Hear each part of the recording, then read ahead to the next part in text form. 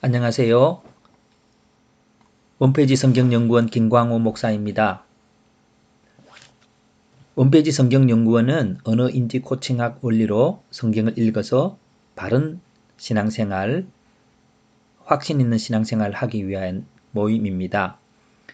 저희 연구원의 목표는 언어를 구성할 수 있는 힘을 사용하여 성경 말씀을 구조화하여 믿음을 갖게 하는 것입니다. 언어는 우리가 자연스럽게 표현하는 것이지만 사실은 그 언어는 구조화되어져 있습니다. 상대방의 말도 우리가 들을 때에 그것을 구조화해서 듣게 되면 바른 이해가 생기고 특별히 성경 말씀을 그렇게 들을 때에 이해되었다고 하는 믿음을 갖게 됩니다. 이것은 좀 더 자세히 다음에 설명을 하기로 하고요. 언어 인지 코칭학의 원리에 대해서 잠시 말씀드리고자 합니다. 언어 인지 코칭학이란 독서 지도를 학생들에게 20여 년 해오던 한 송조은 교수님께서 사람들이 쉽게 이해할 수 있는 독서의 기술, 이해력이 생기는 기술을 발견했습니다. 그것이 바로 언어를 구성할 수 있는 힘을 이용하는 이해력입니다. 언어 인지 코칭학의 절차에 보면은 잠깐 설명을 해보겠습니다. 사람이 인식을 한다고 하는 그것은요, 먼저 사람은 언어를 표현하지요. 어떤 상황을 인식하고 말하고 싶은 내용이 떠오르고, 그리고 언어를 구성하는 능력은 단어를 선택하여 말이 되도록 단어를 구조적으로 배열하게 됩니다. 오늘 나는 좀 마음이 울적해서 커피를 마시고 싶다 라고 하는 그런 상황이 있다고 생각해 보십시오. 마음이 울적해진 상황도 어떤 상황을 인식하는 것이고, 인식을 받아들여서 내가 반응할 때에 커피를 마시고 싶다고 하는 내용도 또한 인식이죠. 이것을 상황인식이라고 합니다. 그러면 나는 이렇게 말할 것입니다. 나 커피 마시고 싶어 라고 하는 이 내용을 하겠죠. 그런데 한국어는 나는 동사가 저 뒤에 나오죠. 뭐 마시고 싶다? 무엇을? 커피를. 언제? 지금. 이래서 나는 지금 커피를 마시고 싶다라고 하는 단어를 구조적으로 배열해서 뱉어내게 되지요. 이 능력이 우리는 언어를 말할 수 있는 모든 사람은 가지고 있다는 것이지요. 그렇게 했을 때에 또 듣게 되는 언어들이 있습니다. 누군가가 표현된 글을 보거나 듣게 되죠. 특별히 성경은 하나님 말씀이지 않습니까?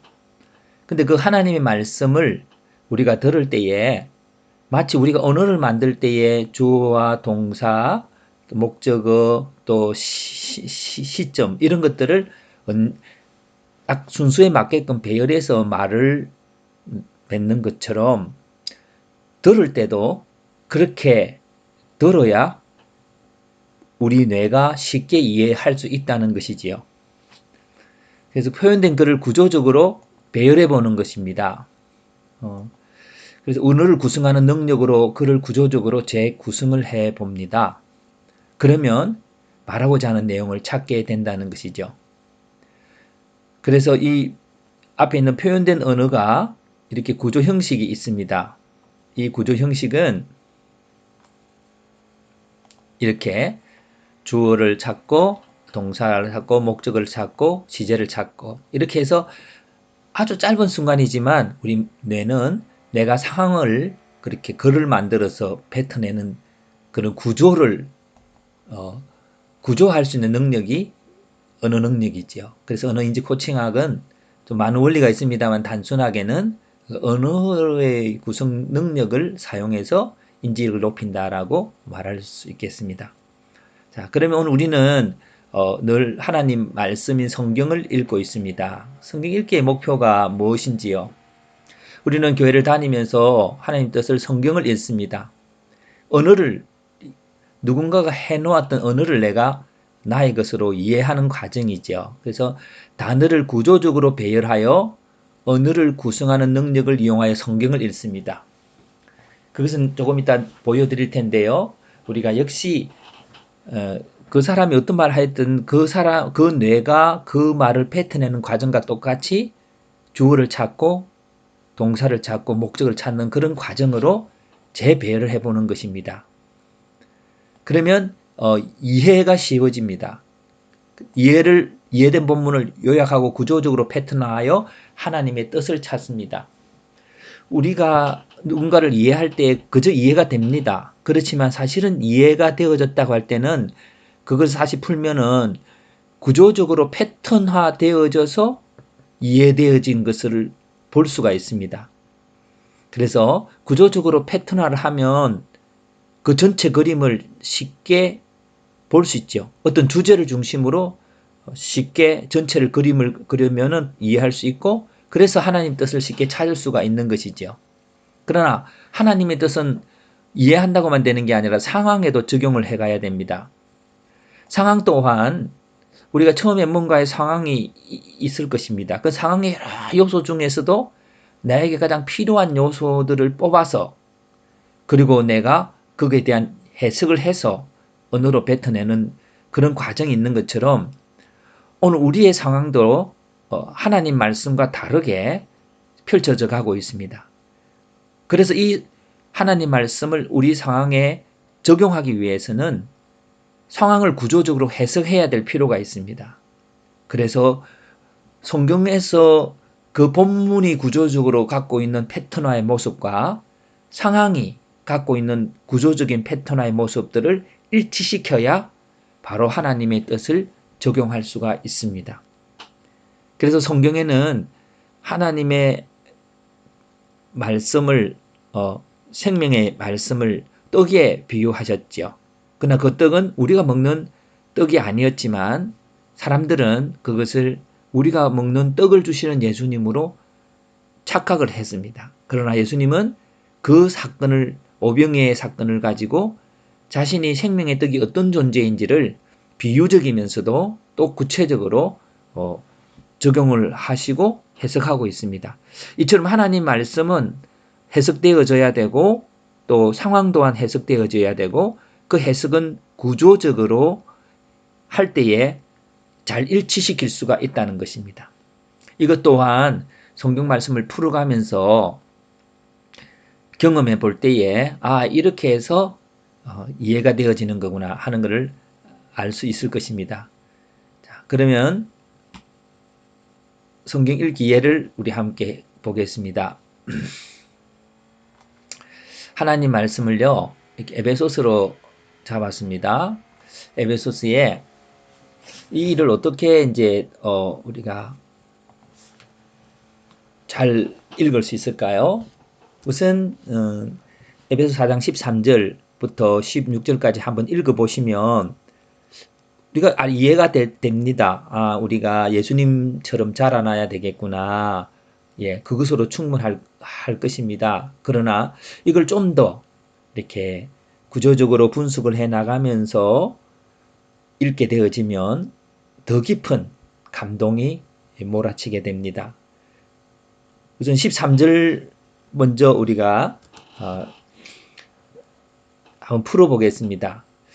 아까 말했듯이 언어를 만들 수 있는 능력, 언어라고 하는 것은 구조적으로 되어 있다는 거죠. 그래서 주어를 찾습니다. 주어가 뭘까요? 우리가, 자, 동사는 무엇일까요? 그리스도의 장성한 분량에 이르리니, 근데 어떻게 하면 이른다고 말했지요? 온전한 사람을 이루라. 우리가 온전한 사람이 되라 하는 것과 장성한 분량이 충만한 데 이르라. 이런 게 같은 동사니까 저는 이루다 라고 했습니다. 이루다를 이루라고 하는 것을 동사로 잡았습니다. 그러면 우리의 언어가 그 다음에 떠오르게 하는 질문이 있으면 무엇을 이루라는 말인가 하고 내는 질문하게 될 것입니다. 뭐를 이루라는 거? 온전한 사람을 이루라. 좀 말이 좀 이상하죠? 되라. 그렇게 말하는 것도 더 좋을 것입니다. 이는 성경을 조금 훼손하는 그런 좀 두려운 마음이 혹시 있을지 모르지만 그 전체 맥락을 핵심을 찾고 난 다음에는 그것들에 대해서 다시 재조정을 해볼 수 있기 때문에 우선 이해하는 것에 포커스를 맞추어서 단어를 조금씩 번용해도 되겠습니다. 그럼 우리가 온전한 사람을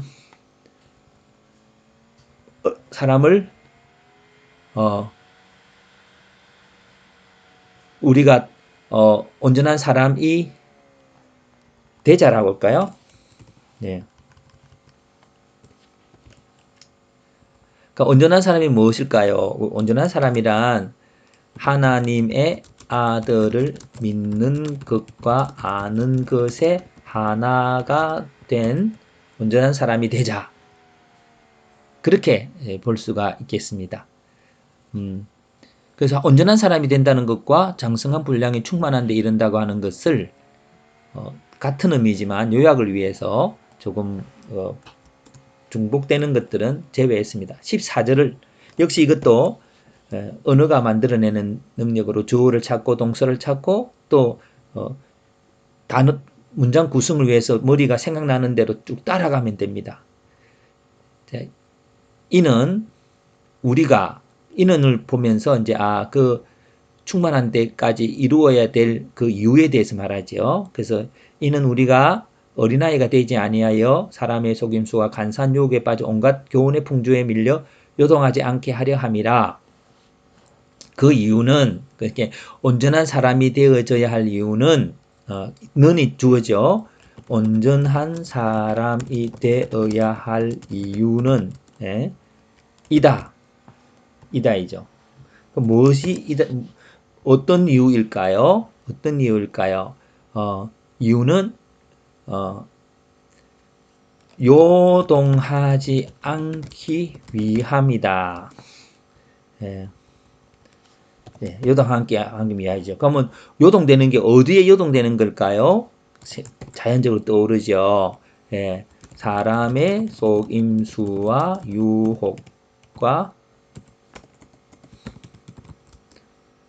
교훈의 풍조에 요동하지 않기 위함이다.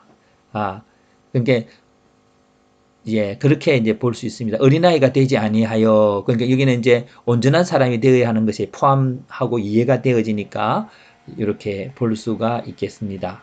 자, 그러면 15절도 한번 해보겠습니다. 15절도 역시 언어가 가지고 있는 대로 해보죠. 근데 15절, 16절은 좀 대충 이해가 쉬운 거니까 16절하고 같이 해서 한 문장으로 한번 해보도록 하겠습니다. 오직 사랑 안에 참된 것을 하여 범사에 그에게까지 가를지라 그는 머리니 곧 그리스도라 했고 16절은 그에게서 마디를 통하여 연결된다고 하는 말들을 하고 있고 근데 연결되는데 사랑 안에서 세워진다 하는 어떻게 한 몸으로 되어져 가는 그게 머리 대신 그리스도의 역할에 대해서 말씀을 하고 있는 것 같습니다. 그러면 오직 사랑 안에 참된 것을 하여 그러니까 주어가 뭘까요? 우리가 빠졌죠. 주어가 빠져 있습니다. 자랄지라 어떻게 자라야 된다고요? 어떻게 자라야 어디까지? 머리 대신 그리스도에게까지 자랄지라 자라야 한다라고 합시다. 같은 말이죠. 머리 대신 그리스도에게 자랄까지다. 그러면 머리 대신 그리스도라는 그 머리 대신 그리스도 역할이 어느 것일까요? 어떤 머리 대신다고 하는 것은 이런 역할을 하는 거예요. 머리가 하는 일은 연결하고 통제하는 것이요. 그죠? 온몸이 각 마디를 통하여 도움을 받고 연결되고 결합되는 것은 연결된 거 비슷하니까 빼고 각 지체의 분량대로 역사하여 몸을 자라게 하는 머리 대신 그리스도에게까지 자라가야 된다. 그렇게 해야 합니다. 근데 이거는 마치 육체를 다루는데 그 사랑 안에서 스스로 세운다고 하는 말은 진짜로 이거는 몸이 아니라 실제로 이렇게 어떤 뭐랄까 인간이 하는 그런 일들이죠. 그럼 이거를 다시 이 본문을 잘 보면서 이 사랑 안에서 스스로 세운다는 말이 어떻게 적용돼야 할까요? 앞에 오직 사랑 안에서 참된 것을 하여 그렇게 하는 말과 이제 중복이 되는 거죠. 그러니까 그리스도 머리 대신 그리스도 머리 자라게 하는 머리 대신 그리스도가 역할이고 그 성품이나 특성이니까 머리 대신 그리스도께서 행하시는 사랑 안에서 참된 것을 하여 그 몸 참된 것을 할 수 있는 자라야 한다 이렇게 했습니다.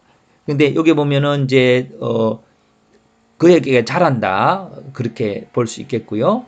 그래서 그 몸을 자라게 한다라고 하는 것들이 이제 있어서 요 앞부분에 몸을 자라게 한다는 말이 있지요. 자, 그러면 요렇게 이제 본문이 해석이 되어져 있습니다.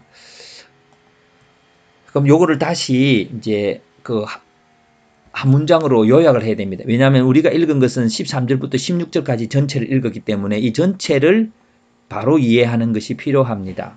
그래서 이것을 요약을 해보는데요. 요약은 이 모든 구조를 잘 이해하는 방법입니다. 요약이 매우 중요합니다. 그래서 이제 이거를 한 문장으로 한번 요약을 해보겠습니다.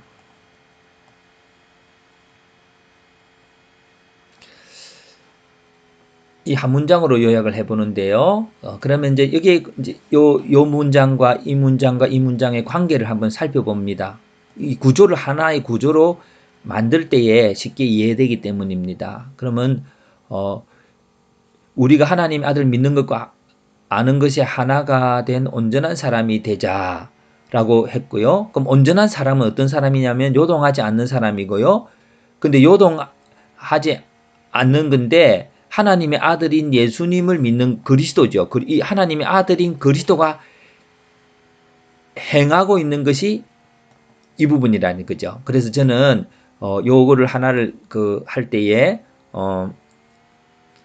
1번을 핵심의 문장으로 한번 찾아보려고 합니다.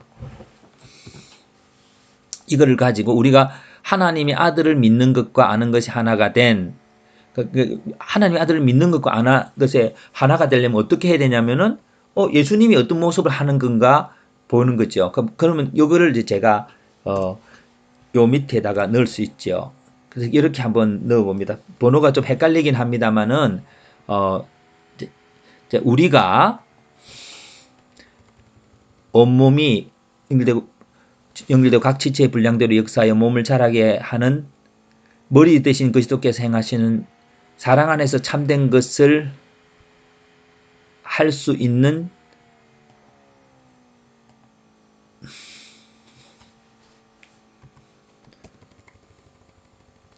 참된 것을 하시는 하나님의 아들을 믿는 결국 하나님의 아들이 어떤 분이신지를 오늘 설명하니까 하나님 아들 앞에 이 문장을 놓아봤습니다. 말이 지금 이제 차분차분하게 하면은 좀 더 예쁘게 되겠습니다만은 전체 의미만 전달합니다. 그러면 요거는 어딘 것들일까요?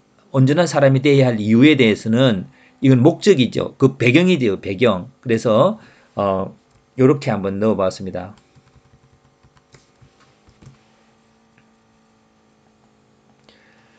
이거는 사람의 속임수에 유혹과 교훈의 풍조에 요동하지 않기 위하여 우리는 온몸이 각 마디를 통하여 도움을 받고 연결되고 각 지체 분량대로 역사하게 하여 수동과 능동이 교차되니까 우리가 말을 해보면 말이 안 된다 라고 하는 그거는 지금 벌써 뇌가 이렇게 구조적으로 좀 잘못되어졌다는 걸 알게 하는 거죠. 얼마나 하나님께서 뇌를 잘 논리적으로 만드신지 모릅니다. 머리 대신 그리스도 자라게 하는 머리 대신 그리스도. 그리스도가 각 마디에 연결하는 역할도 하시고 또 각 분량의 지체들이 잘 자기 일을 잘 하도록 그렇게 행하시는데 머리 대신 그거는 이 일을 역할이고 행하시는 방법, 사랑 안에서 참된 것을 하시는 그 예수님, 그렇게 하신 그 하나님의 아들을 믿는 것과 아나가 된 온전한 사람이 되어야 돼. 그러니까 결국 우리가 이제 이런 역할들을 잘 머리 대신 예수님을 알아서 해야 온전한 사람이 된다는 거죠.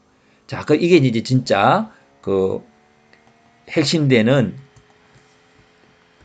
요약이 되겠습니다. 그러나 이 요약이 더 중요한 것은 한 문장 요약이 필요합니다. 주제를 찾아서 다시 이 전체를 이해하기 위해서는 한 문장 요약이 무엇일까요? 그러니까 그리스도 머리 대신 그리스도를 믿는 것과 아는 것에 하나가 된 온전한 사람이 되자. 이게 한 문장 요약이 될 것입니다.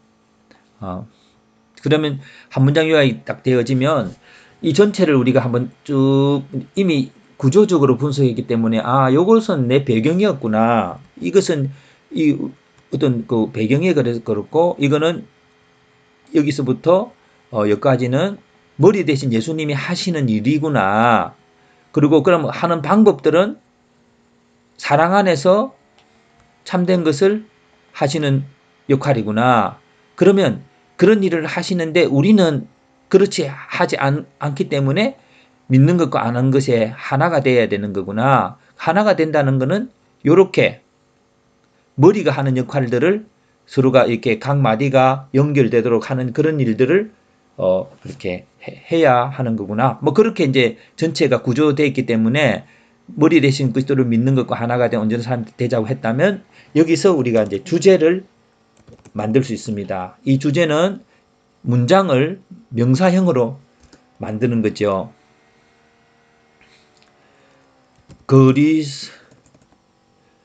머리 대신 그리스도를 이루는 온전한 사람. 뭐 이렇게 한번 잡아봤습니다. 물론 주제가 다 다를 수 있겠죠. 그러면 이제 저희들이 이런 전체 본문과 또 이런 요약된 것과 가지고 이거를 이제 패턴화를 하게 됩니다. 이것이 머리에 대해서 그도에 이르는 온전한 사람. 그러면 그 머리에 역할이 있겠죠. 머리에 역할이 있겠고 또 머리에 역할뿐만 아니라 어떤 능력이라 그럴까요? 어떤 그 지혜.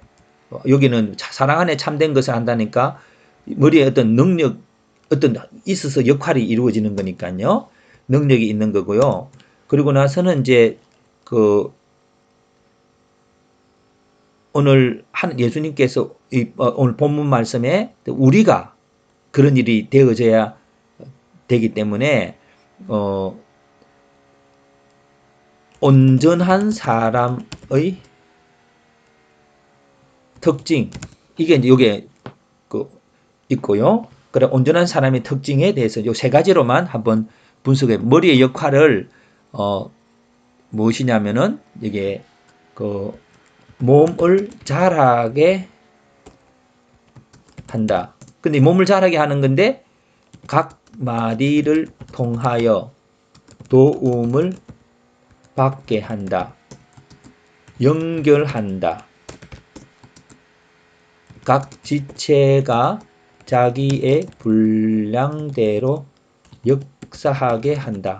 이게 이제 이렇게 몸을 자라게 하는 거죠. 머리가 통제 그렇게 하죠. 그러니까 머리의 능력이 뭐냐면 사랑 안에서 참된 것을 한다.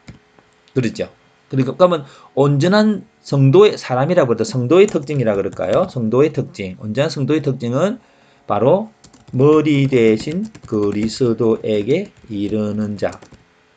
이거죠. 그리고 그러니까 머리 대신 그리스도에 이르는 자인데 그럼 그 머리 대신 그리스도께서 어떻게 하냐면은 요렇게 하는 거죠. 그런데 머리 대신 그 특징에 성도의 문제와 비교해 보겠습니다. 성도의 문제가 무엇이었습니까? 여기가 어, 요동하는 자, 계속 흔들리는 거죠. 사람의 속임수를 통해, 그리고 유혹, 세상 교훈의 풍조, 이런 것들 때문에 막 요동하는 거죠. 머릿속에 계신 그리스도의 이르는 자는 어떻게 하는 것일까요? 요동하는 자가 아니고 이게 여기 그리스도를 믿는 것과 아는 것을 성도의 특징으로 보기에는 저는 좀 나중에 하고, 왜냐하면 요동하는 자 하지 않고 여기는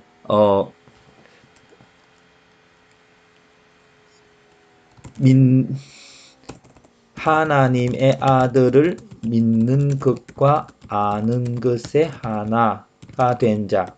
결국 이게 안다고 하는 인지력이죠. 인지력. 어떤 그 지식에 요동하는 자, 이거 지식에 굳게 선 자라고. 오늘 이거는 본문에 없습니다. 그러나 우리가 이제 성경을 해석하다 보면 요동하는 자와 반대되는 게 지식을 갖고 굳게 서는 자죠.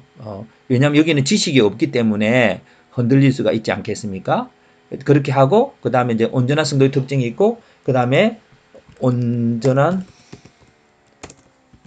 성도의 성품이라 그럴까요? 또 그것도 능력이라 그럴까요? 그거는 사랑 안에서 참된 것을 하는,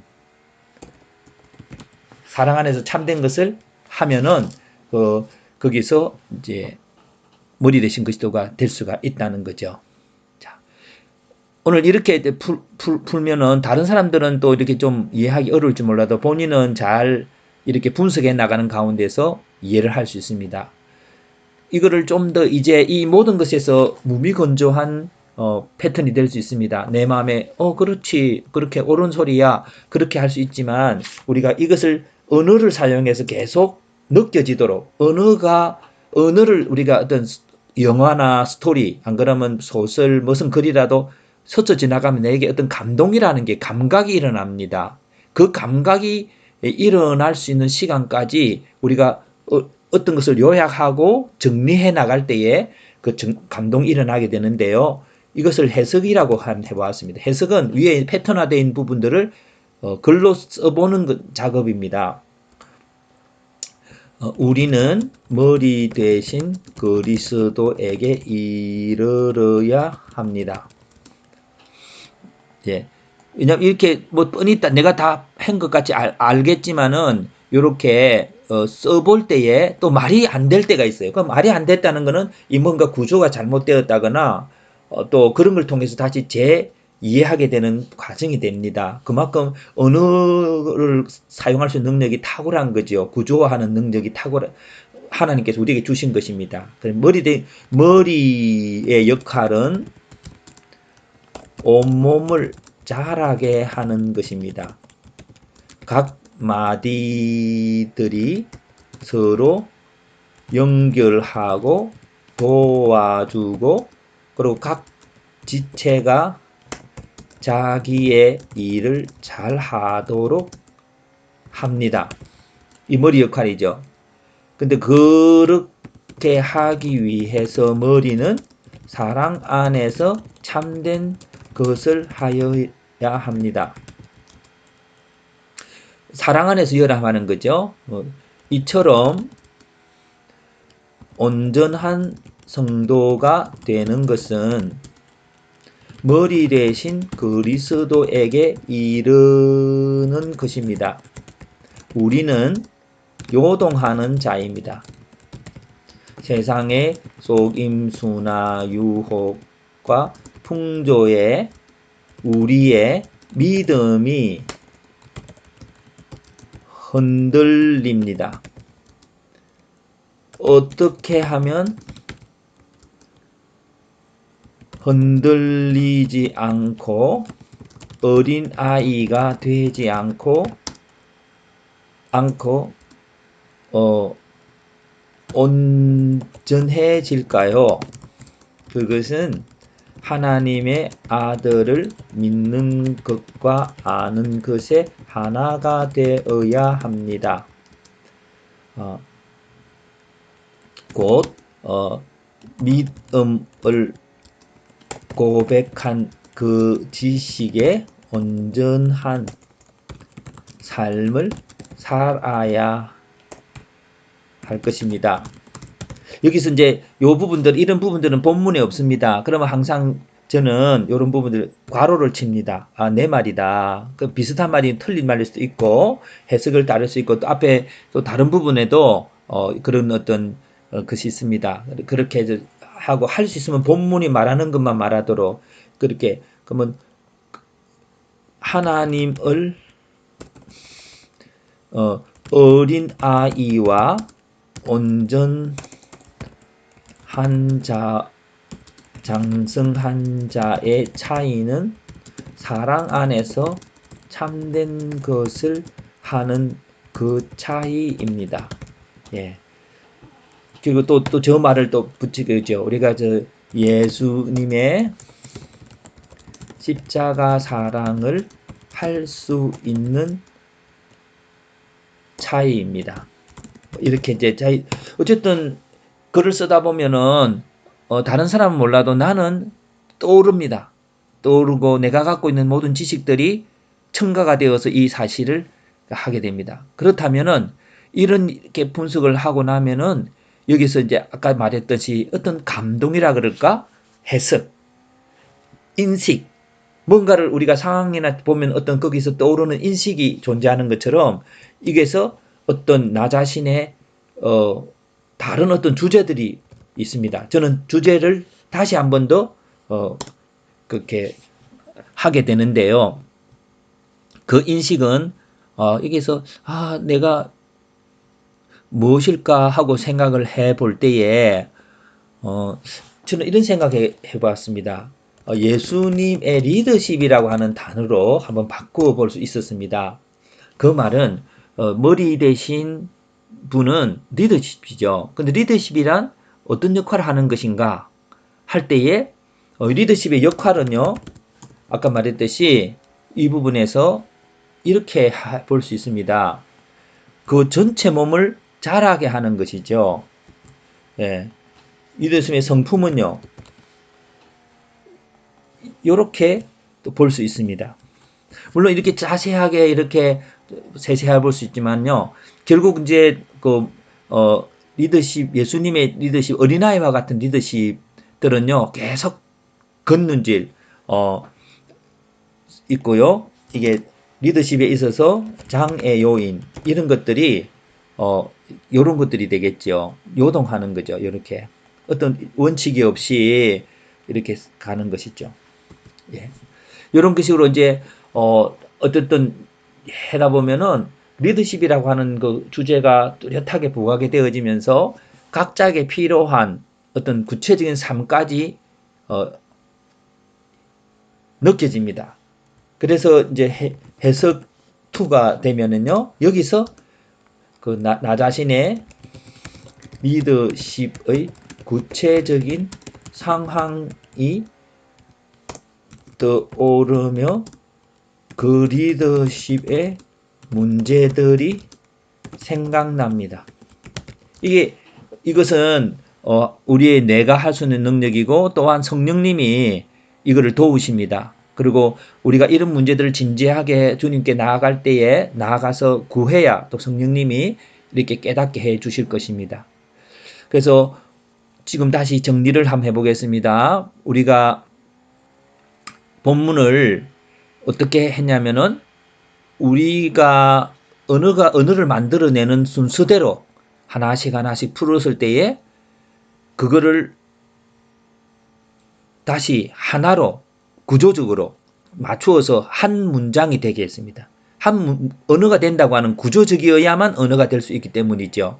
그래서 그거를 한 문장으로 요약을 해서 뼈대를 만들고 뼈대에 있는 각던 가지들을 각 문장에 붙여서 이 전체의 구성들을 보게 됩니다. 그리고 그거를 다시 풀었을 때에 이런 문장이 나오는데요. 이런 문장이 나왔을 때에 그냥 내용이 그렇구나, 그런 것이구나, 옳은 소리다, 그렇게 생각되어질 때에 그거를 문장을 읽으면서 내 마음에 감동되어지는 게 있습니다. 이 어느 누구도 할 수 없는 이런 어떤 느낌, 감동들이 오늘 우리들에게 있어서 그것을 이 지식을 삶에 적용하고 변화시키고 문제를 해결할 수 있는 능력으로 나아가게 되는데요. 그것이 저는 예수님의 리더십이라는 주제로 잡았습니다. 이 주제고 결국 이렇게 패턴을 했고요. 그래서 이 리더십의 문제를 생각을 하게 됩니다. 그러나 여기서 우리는 사랑 안에서 참된 것을 한다는 게 뭘까? 뭐 이런 문제들, 내가 가장 흔들리는 부분이 어떨까? 그런 부분들을 찾아서 다시 기도하고 답을 구하면서 이 본문 안에서 말하고자 하는 것과 연결하면 그래도 우리의 문제들이 어느 정도 해결할 수가 있게 되고 구체적인 하나님 뜻을 발견할 수 있게 되는 것입니다. 자, 여러분 4장 13절부터 16절까지 처음에 읽었을 때는 무엇을 발견했나요? 예, 좋습니다. 우리 예수님께 다다라야 된다. 예, 그 똑같은 말이지만 이 본문을 전체를 구조화해서 가보면 마치 세밀한 현미경으로 바라보듯이 그렇게 내 자신을 살펴보게 되고 또 주님이 말씀하고 있는 걸 마치 옆에 귀에다 대고 주님이 말씀하시는 것 같은 느낌을 가질 수 있습니다. 그 느낌이란 바로 오늘 우리가 이 문장을 한 문장으로 나의 언어로 풀어 썼을 때에 그것이 온전한 이해 속에서 풀어질 때에 그것을 근거로 해서 내가 다시 인식의 단계로 감각하는 단계로 또 무언가를 재생산하는 단계로 나아갈 수 있기 때문입니다. 그래서 창조력이란 온전한 이해를 통해서 오게 되는 것이겠지요. 온전한 모든 것이 빠짐없이 구성되어지는 전체적인 구조 속에서 새로운 창조를 만들어낼 수가 있는 것이지요. 우리가 예수님 성경 말씀을 읽고 우리 살아가야 하는 것이 얼마나 큰 문제입니까? 우리들은 하나님께서 우리에게 성경을 주셨습니다. 성경을 주셨고 이 성경을 인간에게만 주셔서 하나님을 발견하게 했습니다.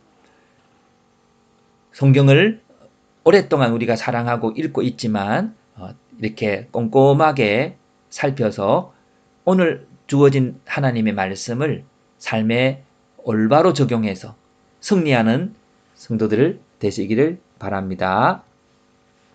감사합니다.